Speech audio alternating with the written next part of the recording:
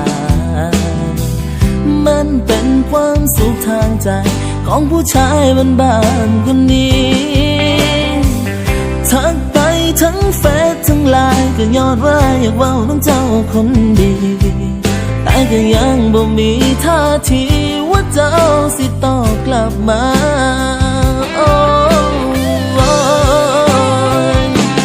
แชทสีชมพูเขาบ่สนใจก็หันมาเบิ่งแชทสีฟ้าก็ได้เด้อ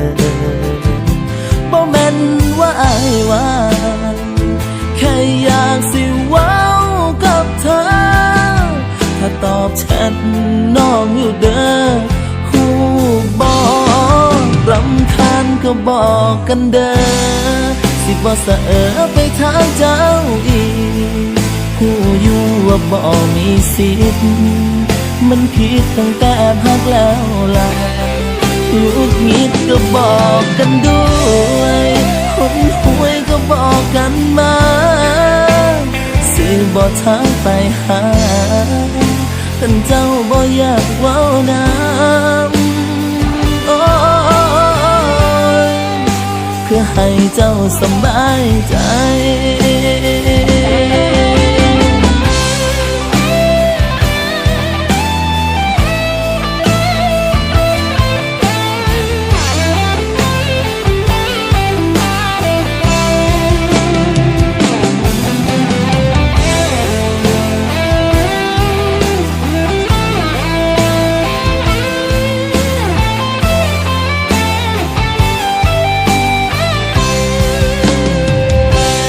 แช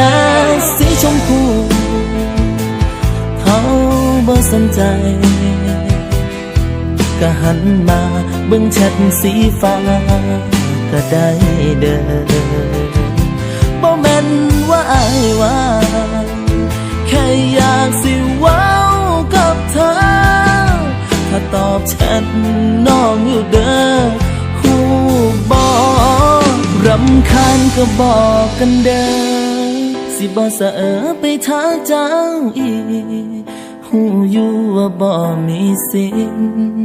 มันผิดตั้งแต่พักแล้วล่ะหงุดหงิดก็บอกกันด้วยหนหวยก็บอกกันมาสิบ่ทางไปหาคันเจ้าบ่อยากเว้าน้ำรำคาญก็บอกกันเด้อสิบ่สะไปทางเจ้าอีกหูอยู่ว่าบ่มีสิทธิ์มันผิดตั้งแต่พักแล้วล่ะหงุดหงิดก็บอกกันด้วยหนหวยก็บอกกันมา